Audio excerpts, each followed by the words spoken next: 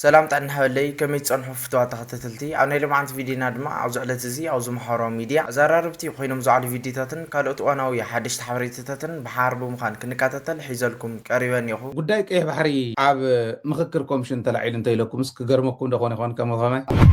አባው ታደሰ ጀራሉ ተስፋ ቆርጧል ብልጽግና አይድንም ይያል ለጓደኞቹ ይናገራል አዲስ አበባ ሰዓት ዝብጻሕ በይንና ንሽኮም ኢና ማለት አይኮነ ማሐዙት እንሄውና ማለት ኤርትራ በገደስት ስትራቴጂካዊ ቦታታት ማዕበል ጸረ ድሮን ቴክኖሎጂ ተኺላ እዚ ቴክኖሎጂ ብፍላይ ኣብ ኤርፖርት ኣስመራ ወደብ ዓሰብን ከባብታት ባድመን ተተኺሉ ይርከብ ብርክት ዝበለ ጸዋራት ካብ ሓይልታት ብልጽግና ከም ዝመንዝዑ ዝተገለጸ እንትኾን እዚ ቅርኢ ከለኹ እቲ ኩናት ዘይተርፍ ምዃኑ ከረጋግጸለይ ይኽእል ዘይቋረጽ ኩናት ኣብ ከባቢ ቀይሕ ባሕሪ ከም ዝቕጽል ምንም ጥርጥር የብሉን ኣብ ኤርትራ ዘሎ ቀይሕ ባሕሪ ናይ መሓዝ ናይ መቆፅጻር ድልየቱ ንምፍጻም ቀደም ናይ ትግራይ ሓይሊ ከጥፍኦ ኣለኒ ዝብል ቅዋም ሒዙ ኤርትራውያን ክብትንዎ ኣይኮነን ብሎ ኢትዮጵያ ብመራሕታ ክትብተን زياتهم من كالوت الناس زعلت زي كالوت حدش تحوريتت بحارب مخانك نرينا سناي مكتتال إنه سيدك عبيتين القناة زي حدش لهم سات لايك شير سبسكرايب نوغوركم جمروا نغتصل شنباركس فتوات تحتتلتي كم تو مدب خننا عاوز خلطه سلسة سومنات ويكا عاوز وارحزي زعقو دايك ايه بحاري منم عينت مقلتي كم زيتو هواز فلت كوينو نعوس عود ما عاوز حساعات حرقين عاوز خونا عجندا قدايك ايه بحاري كم استلع عليه حيل الدويت اند حبرنا يركب استي كم سعب اتي بزعقو دايك ايه بحاري استلع على حدش عجندا تخطتي لنا نملس ስለዚህ ጉዳይ ቀይሕ ባሕሪ ኣብ ምክክር ኮሚሽን ተላዒሉ እንተኢለኩም እስኪ ገርመኩም እንደኾነ ይኾን ከምኸመ ኣብ ምክክር ኮሚሽን 8 ነጥብታት እዮም ዘለዉ ኢለኩም እዩ 8 ነጥብታት ኣለዉ እቶም 8 ነጥብታት 500 ሰብ እዮም ተመዲቦምሎም ካብቶም 4,000 ናብ 8 ክንቀል ከሎ 500 እዩ እዚኦም ይርኡ ካብ ዘለዉ ሓደ ናይ ሕገ መንግስቲ ጉዳይ ናይ ቦርደር ጉዳይ ናይ ባንዴራ ጉዳይ ናይ ግዛዕ ምዛዕ ጉዳይ እዚኣቶም ዝርኢ ሓደ ቲም ኣሎ ኣብዚ ቲም እዚኡ ናይ መጀመርያ ሕቶታት ካብ ዝተላዕሉ ርግፅ ካብቶም 8 ተባሂል ሓንቲ ተባሂላ ካብቶም 8 ክትወሃቦም ከላ ኣብኡ መዓት ሕቶ ኣለዋ ነዚኣ ካብ ዝተላዓለላ ሓንቲ እታ ናይ ሕገ መንግስትን ናይ ላዕላውነትን ናይ ቦርደር ናይ ገለመለ ትምልከት ቀይሕ ባሕሪ ወሰን ናይ ኢትዮጵያ እዩ ይብል ምንም ምግባር ኣይከኣልን ዓዲ ናብ ሓደጋ ክእትዉ ብግልፂ ዓዲ ናብ ሓደጋ ንምእታው ይኽየድ ከም ዘሎ ኩልና ክንግንዘብ ክንክእል ኣለና ከምዚ ክበሃል ከሎ እሞ ይምፁ እንዶ ክነሪኦም ፈልጥና እንዲኦም ኢልካ ኣይኮነን ዝኽየድ ባህል እያ እንታይ ደኣ ዲፕሎማሲ ብመንገዱ ብረታዊ ቃልሲ ብመንገዱ ፖለቲካዊ ቃልስኻ ካሊእኻ ናይ ኢኮኖሚ ቃልስኻ በብመንገዱ ይኸድ ዘሎ ስለዚ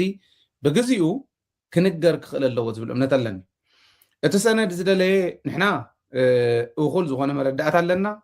ነቲ ሰነድ ሒዝዎ ዘሎ ትሕዝቶ ናይቲ ሰነድ ንምፍላጥ ማለት እየ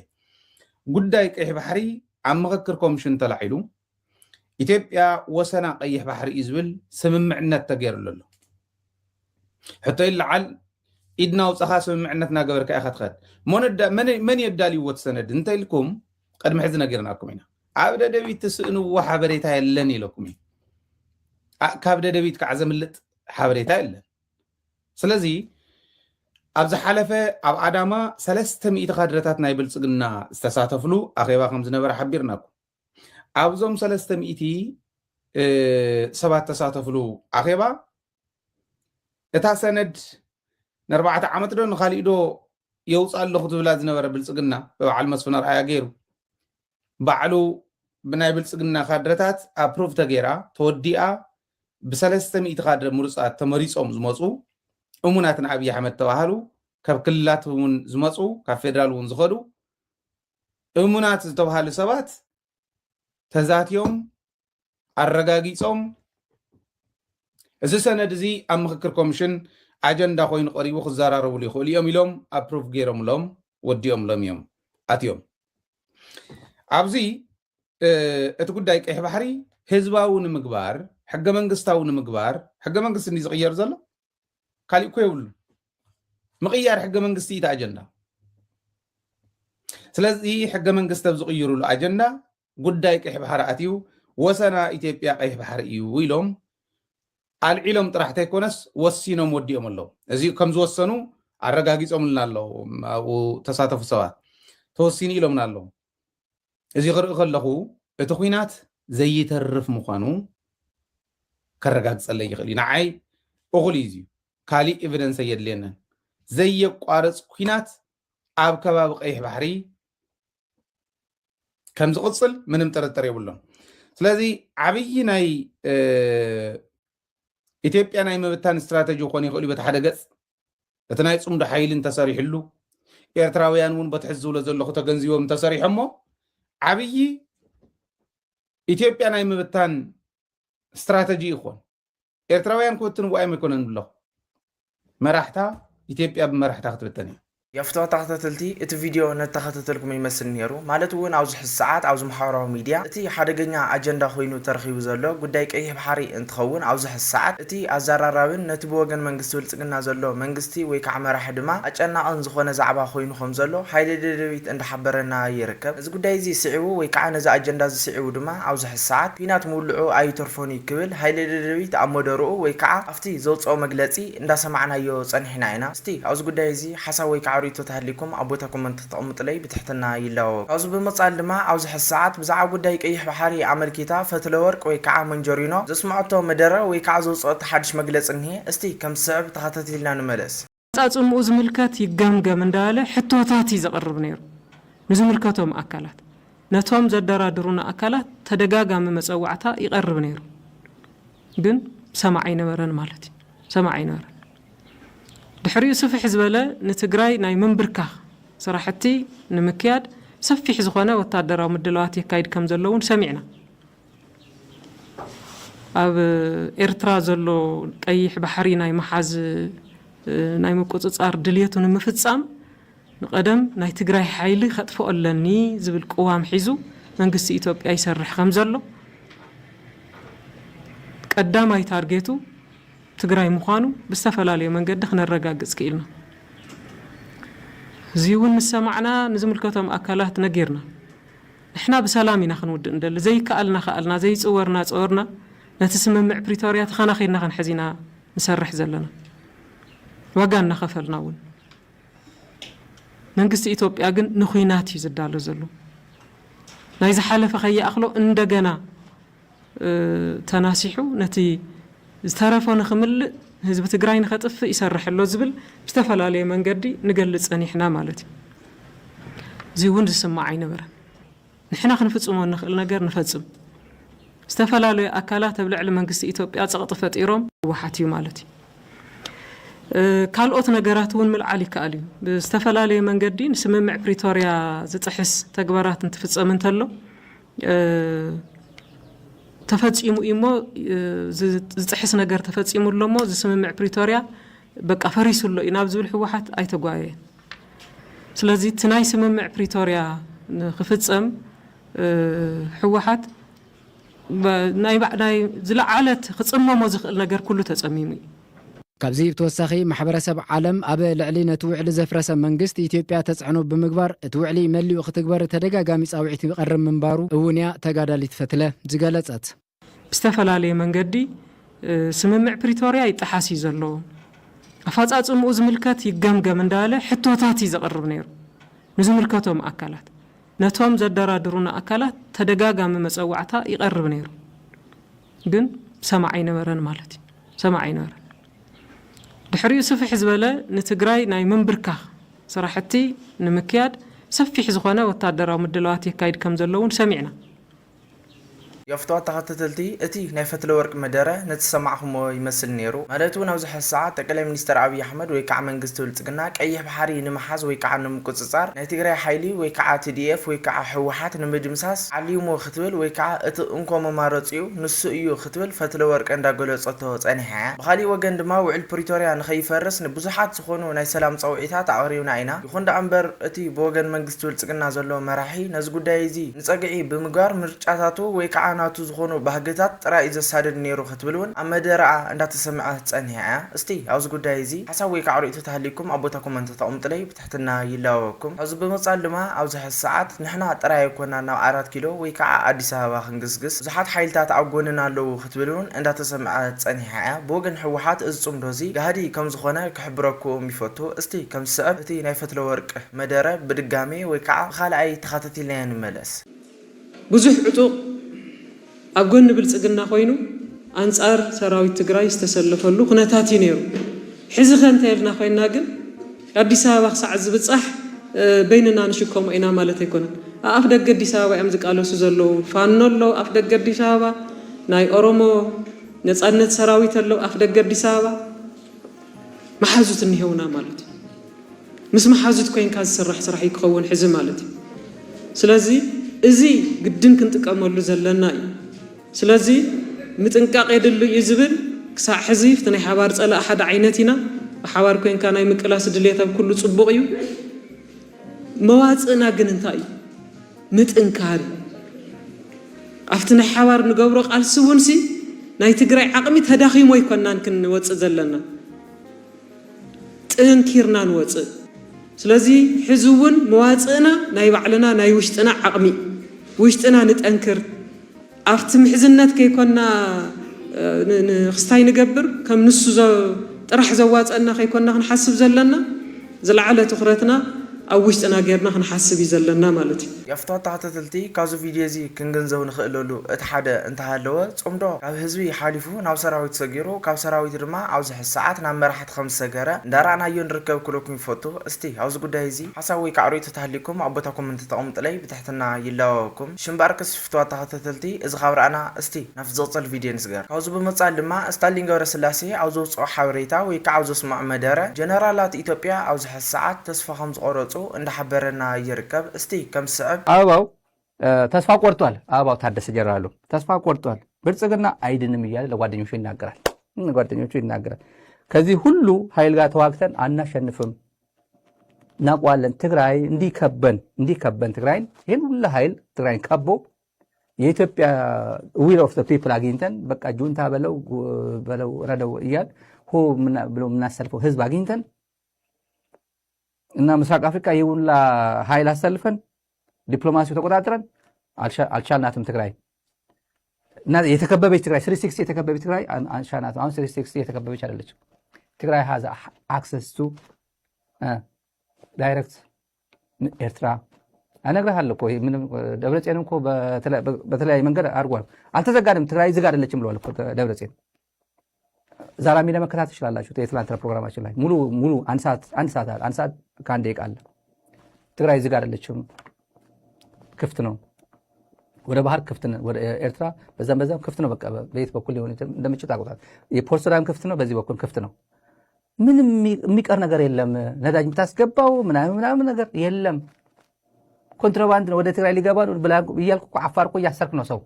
ኮንትራባንድ አፋሮች እንኳን በኮንትራባንድ ወደ ትግራይ እንዳያስገቡ እንኳን እኮ የከለከልካቸው እኮ ነው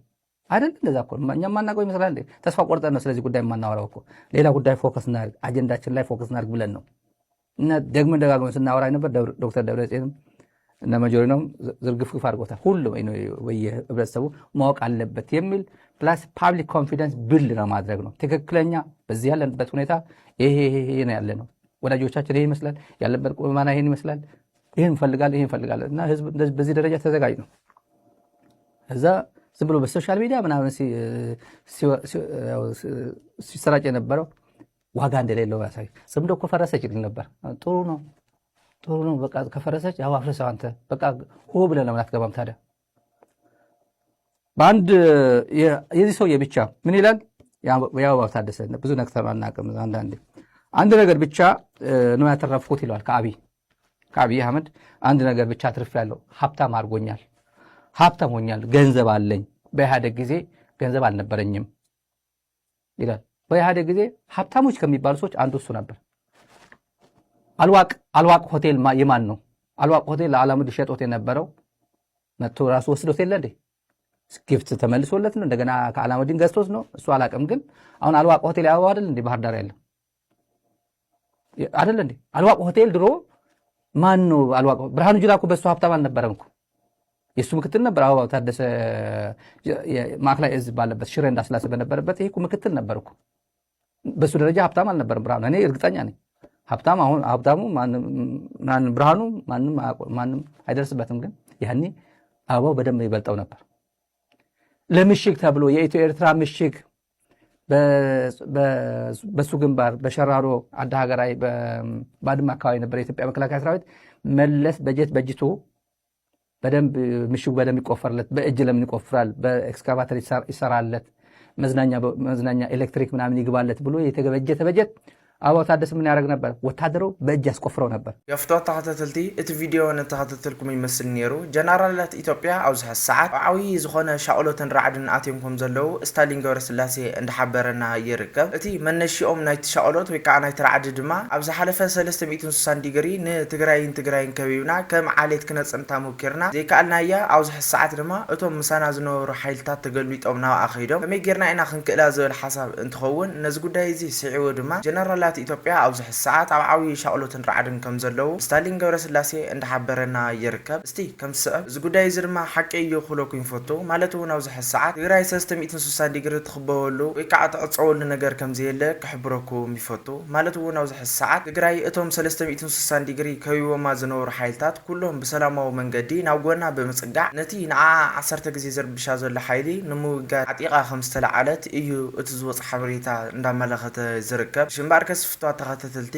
እዚ ኸብርአና እስቲ ናብቲ ዝቕፅል ቪድዮ ንስገር። ኣብዚ ብምቕፃል ድማ ኣብዚ ሰዓት ሰራዊት ፋኖ ኣብ ልዕሊ መንግስቲ ብልፅግና ኣብ ዝኸፈቶ በርቃዊ መጥቃዕቲ ዓወታት ይሓፍዝ ምህላው ዝብል ዝወፅእ ሓዱሽ ሓበሬታ እኒሄ። እስቲ ከም ሰዕብ ተኸታተልና ንመለስ። ሓይልታት ፋኖ መስተንክራዊ ዓወት ከም ዝሓፈሱ ተገሊጹ። ኣብ ከባቢ ደጋዳሞት ፈረስ ቤት ከቢድ ዝተባሃለ ውግእ ትማሊ ክካየድ ከም ዝወዓለ ንምፍላጥ ተኻይደሎ ዝወፅእ ሪፖርታት ከም ዘመላኸትዎ ሓይልታት ሰራዊት ፋኖ ብርክት ዝበለ ፅዋራት ካብ ሓይልታት ብልፅግና ከም ዝመንዝዑ ዝተገለጸ እንትኾን ብልጽግና ካብ ሓይልታት ፋኖ ብተደጋጋሚ ንዝፍንዎ ዘሎ መጥቃዕቲ ንምምካት ድማ መካናይዝድ ሓይልን ከይተረፈ ኣብ ከባቢ ደጋዳሞት ኣዋፊሩ ኣንጻር ሰራዊት ፋኖ ክዋጋእ ከም ዝወዓለ ተገሊጹ ኣሎ። ይኹን እምበር ብጋዕ ገልጠም ዝምካሕ ስርዓት ብልጽግና ኣብዚ ውግእ እዚ መካናይዝድ ሓይሉ ዋላ እኳ እንተሰለፈ ካብ ወታደራዊ ክሳራ ክድሕን ከም ዘይከኣለ እዩ ካብ ክልል ኣምሓራ ዝወፅእ ዘሎ ሓበሬታ ዘመላኽት። ሓይልታት ፋኖ ካብ ቀረባ እዋን ጀሚሮም ዝፍንውዎ ዘለው ኣዝዮም ጽኑዓት ዝተባሃልሉ መጥቃዕትታት ኣብ ልዕሊ ብልጽግና ከቢድ ዝተባሃለ ዋጋ ይኽፍሉ ከም ዘለው ንምፍላጥ ተኻኢሉ።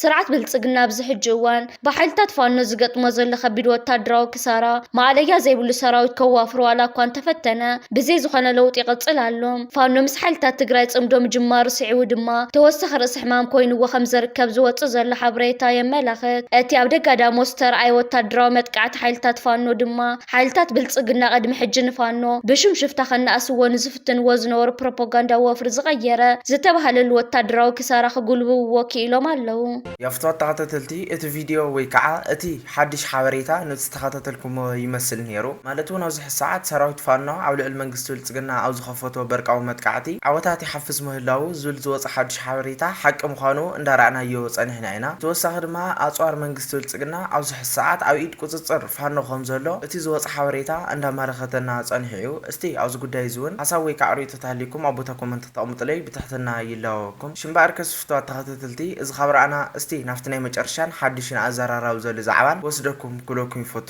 እስቲ ተኸታቲልና ንመለስ። ኤርትራ በገደስቲ ስትራቴጂካዊ ቦታታት ማዕውል ፀረ ድሮን ቴክኖሎጂ ተኺላ ምክልኻል ሃገር ኣብ ዝለዓለ ጠርዙ በፂሑ ከም ዘሎ ድማ ተገሊጹ ኣሎ። ኤርትራ ንላዕላውነት ኣየር ንምሕላውን ካብ ዘባዊ ስጋኣታት ንምክልኻልን ኣብ ዝተፈላለዩ ስትራቴጂካዊ ቦታታት ሃገር ኣዝዩ ማዕውል ስርዓት ፀረ ድሮን ከም ዝተኸለት ንኣፅዋራት ዝቆፃፀር ዓለማዊ ትካል ኣፍሊጡ። ብመሰረት እቲ ጸብጻብን ኣብ ማሕበራዊ ሚድያ ዝተዘርግሐ ትንተናን እዚ ቴክኖሎጂ ብፍላይ ኣብ ኤርፖርት ኣስመራ ወደብ ዓሰብን ከባብታት ባድመን ተተኺሉ ይርከብ። እዚ ስርዓተ ምክልኻል ዝኾነ ይኹን ዘይተፈቐደ ናይ ድሮን ምንቅስቓስ ካብ ርሑቕ ክርኢን ምልክታቱን ብምዝባዕ ክዓግትን ብቕዓት ዘለዎ እዩ። ኣብቲ ብዛዕባ እዚ ጉዳይ ዝተዋሃበ ጋዜጣዊ ትንተና ከም ዝተገለጸ ኤርትራ ኣብዚ ሕጂ እዋን ሰራዊታ ብኩሉ መዳያት ማለት ብባሕሪ ብምድርን ብኣየርን ኣዝዩ ኣብ ዘመነ ደረጃ ኣብፂሓቶ ትርከብ። እቲ ጸብጻብ ከም ዘርድኦ እዚ ተኺላቶ ዘላ ፀረ ድሮን ቴክኖሎጂ ዝኾነ ይኹን ካብ ጎረባብቲ ሃገራት ምናልባት بوجن ሱዳን ይኹን ኢትዮጵያ ዝመጽእ ናይ ድሮን ስጋት ናብ ክልል ኣየር ኤርትራ ከይኣተወ ክመክን ዝኽእል እዩ እቲ ቪድዮ ብተወሳኺ ኤርትራ ካብ ዝሓለፈ 10 ዓመታት ጀሚራ